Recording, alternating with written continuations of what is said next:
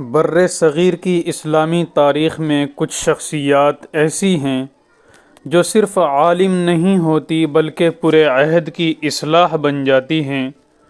20ویں صدی میں یہ عظیم مقام حکیم الامت مجدد الملت حضرت مولانا اشرف علی تھانوی رحمۃ اللہ علیہ کو حاصل ہے۔ حضرت تھانوی رحمۃ اللہ علیہ کی ولادت 5 ربیع الاول سن 1280 ہجری کو تھانہ بھون ضلع مظفر نگر یوپی انڈیا میں ہوئی۔ آپ ایک معزز اور دیندار گھرانے سے تعلق رکھتے تھے اور نسباً حضرت عمر فاروق رضی اللہ عنہ سے جا ملتے تھے۔ دارالعلوم دیوبند میں اکابر امت سے علم حاصل کیا اور حضرت حاجی امداد اللہ مہاجر مکی رحمۃ اللہ علیہ کی صحبت نے آپ کو وہ روحانی گہرائی عطا کی جس نے آپ کو عالم، فقیہ، مفسر اور صوفی اور عظیم مصلح بنا دیا۔ حضرت تھانوی نے دین کو محض کتابوں تک محدود نہیں رکھا بلکہ قرآن و سنت کی روشنی میں عملی زندگی کا راستہ دکھایا، بدعات و خرافات کے خلاف حکمت سے کام لیا اور شریعت و طریقت کو اعتدال کے ساتھ جوڑ دیا۔ یہ عظیم مجدد 2 رجب سن 1362 ہجری مطابق 4 جولائی 1943 کو اس دنیا سے رخصت ہوئے، مگر ان کی فکر، ان کی دعوت اور ان کی اصلاحی روح آج بھی زندہ ہے اور رہتی دنیا تک زندہ رہے گی۔ جیسے ہی داخل ہوں گے ہم اس مدرسہ امداد العلوم جو کہ خانقاہ اشرفیہ کے نام سے موسوم ہے، تو اس میں آپ کو نظر آئے گی مسجد کے بالکل سامنے ایک حوض، اس حوض پر بیٹھ کر حافظ عبداللہ صاحب وضو کر رہے تھے، تو یہیں پر انگریز نے حافظ عبداللہ صاحب کی کنپٹی پر گولی ماری اور حضرت یہیں اسی حوض پر جو آپ کو نظر آ رہا ہے شہید ہو گئے تھے۔ اور یہ وہ جگہ ہے جہاں پر 3 حضرات بیٹھتے تھے۔ سامنے حافظ ضامن شہید رحمۃ اللہ علیہ کا حجرہ ہے جہاں بیٹھ کر وہ خلوت اختیار کرتے تھے۔ لوگ اب بھی آتے ہیں اور یہاں پر اپنے لیے دعائیں مانگتے ہیں۔ اسی کے بالکل متصل یہ حضرت حاجی امداد اللہ مہاجر مکی کی خلوت گاہ ہے۔ لوگ یہاں پر بھی آتے ہیں اور دعائیں مانگتے ہیں۔ اور حاجی امداد اللہ کا جو مکان تھا، جو یہ حجرہ تھا، اسی پر انگریزوں نے گولیاں چلائی۔ گولیوں کے نشانات بھی آپ کو یہ نظر آ رہے ہیں۔ اب ان کو بھر دیا گیا ہے۔ اسی کے بالکل برابر میں باہر کی جانب حضرت حکیم الامت مجدد الملت حضرت مولانا اشرف علی تھانوی نور اللہ مرقدہ بیٹھا کرتے تھے، اور سامنے ان کے جو خلفاء ہوتے تھے وہ یہاں پر بیٹھا کرتے تھے۔ یہ جو آپ دیکھ رہے ہیں یہ حضرت حکیم الامت مجدد الملت رحمۃ اللہ علیہ کے بیٹھنے کی جگہ ہے۔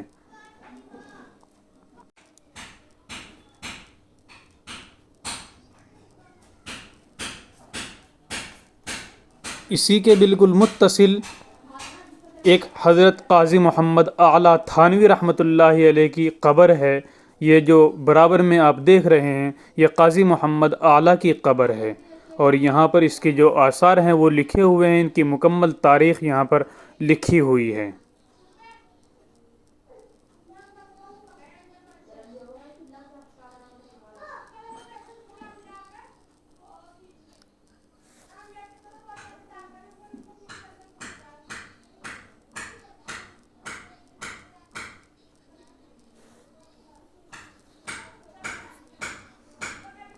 یہ وہ مسجد ہے جس میں حضرت حکیم الامت مجدد الملت حضرت مولانا حاجی امداد اللہ مہاجر مکی مدنی اور حافظ ضامن شہید رحمہم اللہ نماز پڑھا کرتے تھے، اور یہاں پر ان کی خانقاہ بھی لگا کرتی تھی۔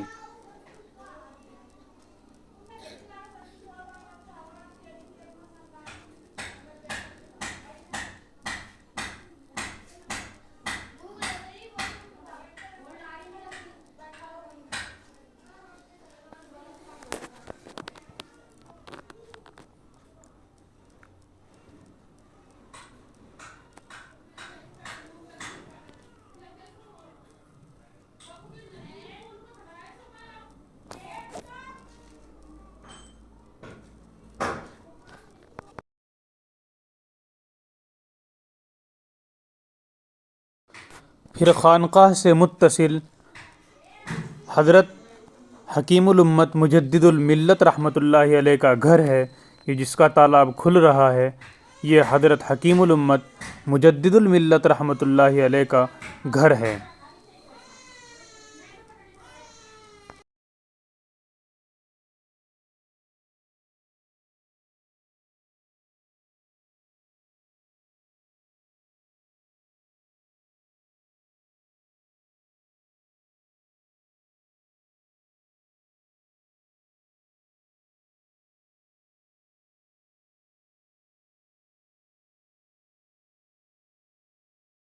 حضرت حکیم الامت مجدد الملت رحمۃ اللہ علیہ کا یہ گھر آپ دیکھ رہے ہیں، یہ اس میں حضرت کے ٹوائلٹ باتھ روم وغیرہ بھی ہیں۔ سامنے جو ہم سیڑھی چڑھ رہے ہیں، یہ ہم اس کمرے کے اندر جا رہے ہیں جس جگہ بیٹھ کر حضرت حکیم الامت مجدد الملت نے بیان القرآن کو تصنیف فرمایا ہے، یہ وہ کمرہ ہے جس کے بارے میں خود حکیم الامت مجدد الملت حضرت مولانا اشرف علی تھانوی نے فرمایا کہ بیان القرآن کی سرخیوں میں علوم قرآن ہیں، اس کے اندر غور کرنے سے یہ جو آپ بیان القرآن دیکھ رہے ہیں، یہ حضرت کے ہاتھ سے لکھا ہوا مسودہ ہے، جو کہ اس کا ایک نسخہ تو پڑوسی ملک پاکستان کے اندر محفوظ ہے، اور ایک نسخہ یہ خانقاہ امدادیہ کے اندر موجود ہے۔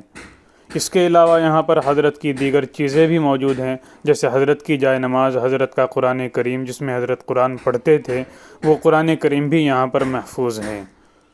یہ قرآن کریم ہے جس میں حضرت قرآن کریم پڑھتے تھے، اور یہ شیشہ ہے، اگرچہ بتلانے والوں نے بتلایا کہ ابھی اس کی تحقیق صحیح سے نہیں ہو پائی ہے۔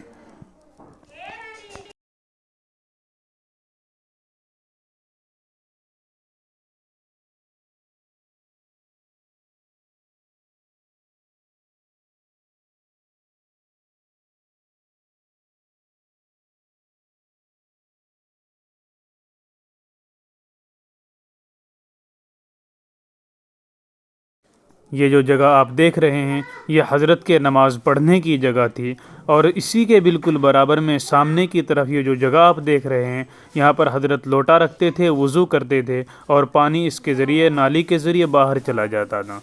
پھر اسی کے برابر میں حضرت نیچے ایک اندر تہہ خانہ بنا رکھا تھا، یہ چاندنے وغیرہ کے لیے روشنی جاتی تھی اس کمرے سے۔ یہ حضرت کے 3 کمرے ہیں، تینوں کمروں کے دروازے یہ آپ کو نظر آ رہے ہیں۔ یہ اندر حضرت کا مکتبہ ہوتا تھا جہاں حضرت کی کتابیں رہتی تھی۔ یہ جو سامنے آپ دیکھ رہے ہیں، یہ حضرت کا مکتبہ تھا جہاں حضرت کی کتابیں رہتی تھیں۔ اب اس میں تعمیری کام فی الحال جاری ہے۔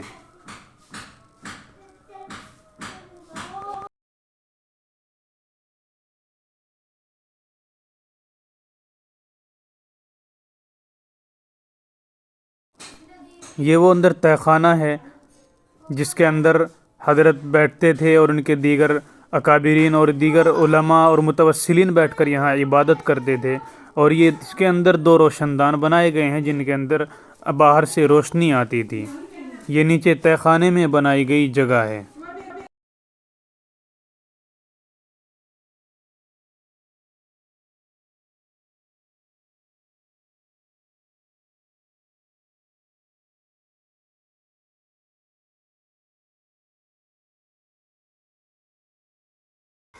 یہ جو آپ کو نظر آ رہا ہے، یہ حضرت کے گرم پانی کرنے کی جگہ تھی جہاں حضرت گرم پانی کرتے تھے۔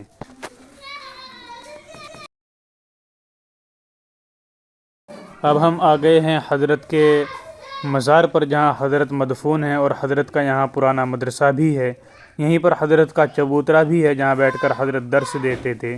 یہ جو سامنے آپ کو نظر آ رہا ہے، یہ حضرت کے زمانے کا مدرسہ ہے، اور یہ حضرت کا پورا باغ ہے، حضرت ہی کا مدرسہ تھا۔ یہ پورا باغ حضرت کا ہے جس کے اندر حضرت مدرسہ قائم کیے تھے حضرت نے، اور یہیں پر تعلیمی کام جاری تھا حضرت کے زمانے میں۔ وہ خانقاہ تھی اور یہ حضرت کے زمانے میں مدرسہ تھا۔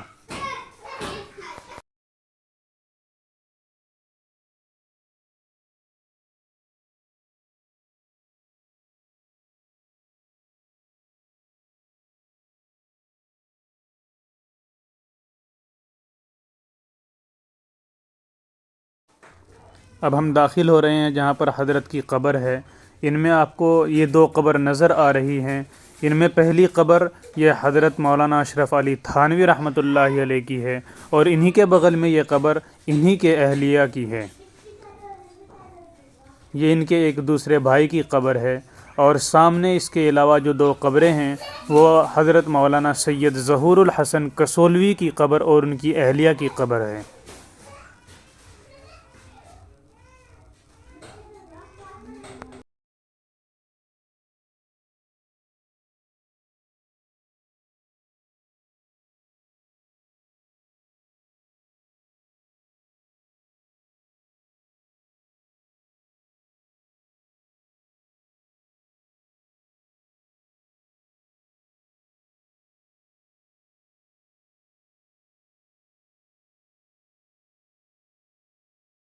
یہ حضرت کا چبوترا ہے جس پر حضرت بیٹھتے تھے۔ سامنے حضرت بیٹھتے تھے اور ان کے آگے ان کے متوسلین اور مریدین بیٹھتے تھے۔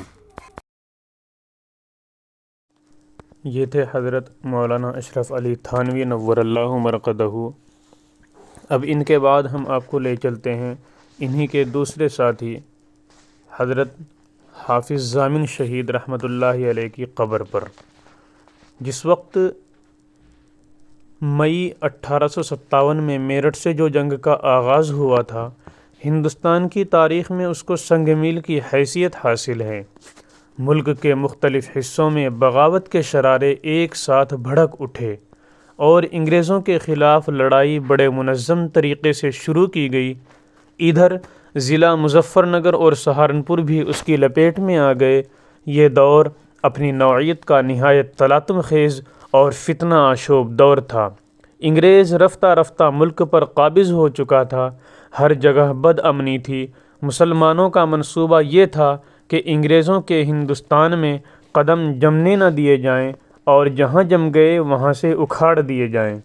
انگریز ملک میں نفرت کی فضا پیدا کر رہے تھے۔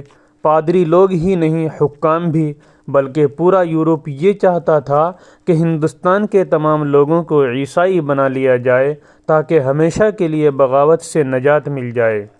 اس پرآشوب زمانے میں حضرت حاجی امداد اللہ صاحب رحمۃ اللہ علیہ، حضرت مولانا رشید احمد گنگوہی، حضرت مولانا محمد قاسم نانوتوی رحمہم اللہ اور ان کے رفقا نے عالم جہاد بلند کرنے کی تجویز پاس کی، اور اعلیٰ حضرت مرشد برحق حضرت حاجی امداد اللہ مہاجر مکی رحمۃ اللہ علیہ کو امیر المؤمنین اور تھانہ بھون کا مرکز قرار دے کر سب سے پہلے حضرت نانوتوی، حضرت گنگوہی اور حافظ محمد ضامن رحمہم اللہ نے بیعت جہاد کی، اور پھر پوری جماعت نے جہاد کے لیے عہد کیا۔ اس وقت انگریز بوکھلائے ہوئے تھے اور شمالی ہند کی تحریک آزادی کو دبانے کے لیے جگہ جگہ کی فوجی چھاونیاں قائم کی گئی تھیں۔ شاملی ان دنوں انگریزوں کا فوجی مرکزی مقام بھی تھا، اور یہاں کی تحصیل میں حکومت کا خزانہ، توپ خانہ اور اسلحہ بھی موجود تھا۔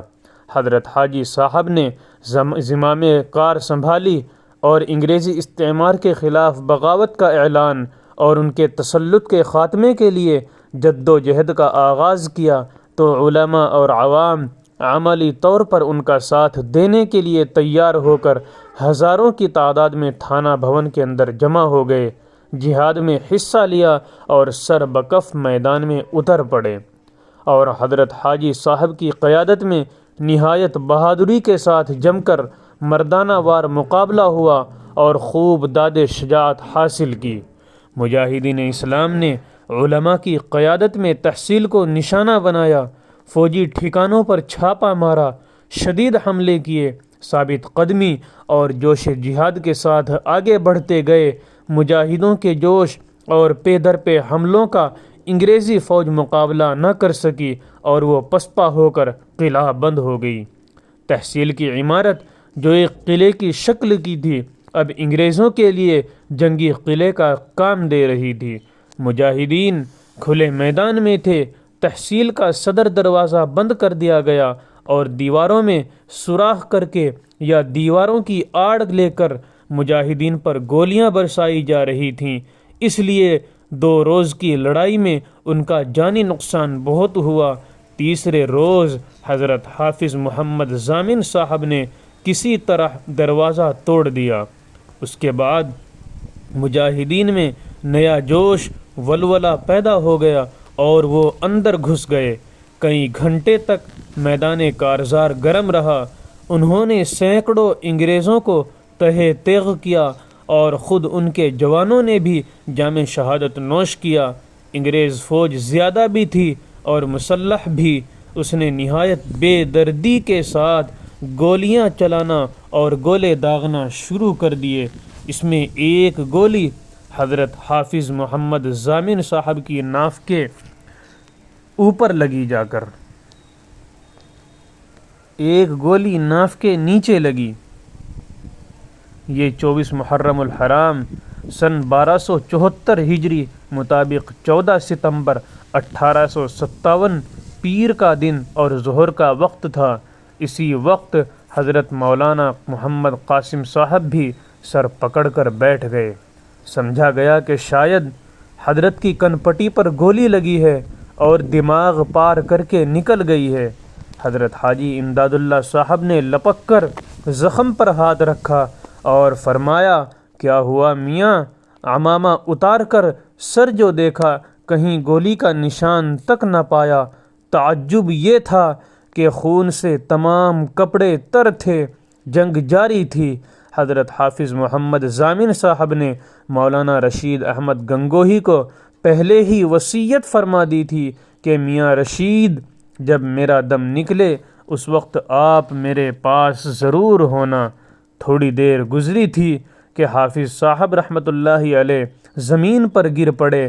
گولی کاری لگی تھی، خون کا فوارہ بہنا شروع ہو گیا۔ حضرت گنگوہی نے لپک کر حافظ محمد ضامن صاحب کو کندھے پر اٹھا لیا اور قریب کی مسجد میں لے آئے اور حافظ صاحب کا سر اپنے زانوں پر رکھ کر تلاوت کلام اللہ میں مشغول ہو گئے۔ آنکھوں میں آنسو بھرے ہوئے تھے۔ اسی عالم میں یہ شہید الفت اپنے محبوب حقیقی سے جا ملا، جس سے ملنے کے لیے بے حد بے چین تھا۔ انا للہ و انا الیہ راجعون۔ حضرت گنگوہی آپ کی نعش اٹھا کر دشمن کی نظر سے بچتے ہوئے 18 کلومیٹر دور پیدل جنگل کے راستے شاملی سے تھانہ بھون لے آئے اور راتوں رات تدفین عمل میں آئی۔ جس وقت حضرت کی نعش کو اٹھایا گیا اور حضرت کی نعش مبارک لینے کے لیے آئے تو جسم شریف سے عطر خس اور گلاب کی خوشبو آتی تھی۔ اور عجیب بات کہ شہادت سے پہلے آپ کو شہادت کا کشف ہو چکا تھا، جیسا کہ اپنے مرید باصفا حکیم ضیاء الدین صاحب کو ایک خط کے ذریعے ہدایت فرمائی تھی اور حضرت مولانا رشید احمد گنگوہی کو بوقت شہادت پاس رہنے کی وصیت فرمائی تھی۔ حکیم ضیاء الدین لکھتے ہیں کہ شہادت کے سال حافظ صاحب اس طرح فرمایا کرتے تھے، دیکھو حوریں پیالے لیے ہوئے مکانوں کی منڈیروں پر کھڑی ہیں، جس کا جی چاہے لے لے وے۔ ان ایام میں حضرت پیر صاحب حضرت حافظ محمد ضامن صاحب ولولہ محبت الہی میں ایسے مست و مخمور ہوئے تھے کہ اکثر ذکر شہادت بر زبان جاری رہتا تھا اور بہت باتیں اسرار کی کہہ اٹھتے تھے۔ اخفاء حال کا چنداں لحاظ نہ رہا تھا اور جو کوئی مستدعی بیعت کے لیے آتا تھا برخلاف عادت فوراً بیعت کر لیتے تھے، حالانکہ اس سے پہلے حافظ صاحب اخفاء حال اور مرید نہ کرنے پر مستقل مزاج نظر آتے تھے۔ اسی طرح شہادت سے 8-10 روز پہلے ایک خط فارسی زبان میں حافظ صاحب نے اپنے مرید حکیم ضیاء الدین کو لکھا، جس کا ترجمہ حکیم صاحب نے اپنی کتاب میں بھی لکھا ہے اور میں وہیں سے نقل کر رہا ہوں۔ برادر دینی، حکیم محمد ضیاء الدین سلمہ اللہ تعالی بعد سلام واضح رائے ہو کہ تمہاری تحریر کے موافق دل میرا متمنی ملاقات ہوا، لازم کہ بفور مطالعہ اس خط کے اپنے تئیں یہاں پہنچاؤ، ایسا نہ ہو کہ توقف میں حسرت ملاقات کی دل میں رہ جائے۔ عاقل کو اشارہ کافی ہے، باقی حال بر وقت بیان کیا جائے گا۔ اس تحریر سے ثابت ہے کہ آپ کو اپنی شہادت کا حال معلوم ہو گیا تھا۔ اور اس پر عجیب دوسری بات یہ کہ میدان شہادت میں جانے سے پہلے آپ نے جو زیب و زینت کی، اس کا نقشہ حکیم صاحب نے اس طرح کھینچا ہے کہ جس وقت ارادہ معرکہ کا غسل فرما کر سب لباس نیا زیب بدن شریف فرمایا، اور یہ لباس بہت روز پیشتر سے رکھ چھوڑا تھا، حالانکہ ان کے بعد کے کپڑے بنوائے ہوئے استعمال فرمائے، اور وہ لباس اس دن کام آیا۔ نعلین شریفین کچھ پرانے نہیں تھے، مگر وہ بھی نئی منگوا کر زیب پا کی، اور یہاں تک سامان لباس وغیرہ کا اہتمام کیا تھا کہ خوشبو ملی، سرما لگایا، دستار باندھی، سپاہیانہ وضع، شمشیر ہاتھ میں لے کر شربت دیدار کی تمنا میں عالم جواں مردی اٹھا کر مردانہ اور مشتاقانہ برسر معرکہ جاں بحق تسلیم فرمائی، جیسا کہ کسی نے کہا ہے: در کوئے تو عاشقاں چنا جاں بے دہند، کاں جاں ملک الموت نہ گنجد ہرگز۔ اللہ اللہ! حافظ صاحب کو شوق شہادت کا جذبہ کس شان سے ان کو مقتل کی طرف کھینچ رہا تھا، اور آپ کو یقین تھا کہ مجھے آج شہادت کا جام پینا ہے، اسی لیے عید کی طرح خوشیاں مناتے ہوئے میدان شہادت میں شریک ہوئے اور شہید ہو گئے۔ یہ نشانات پونگلی رکھو۔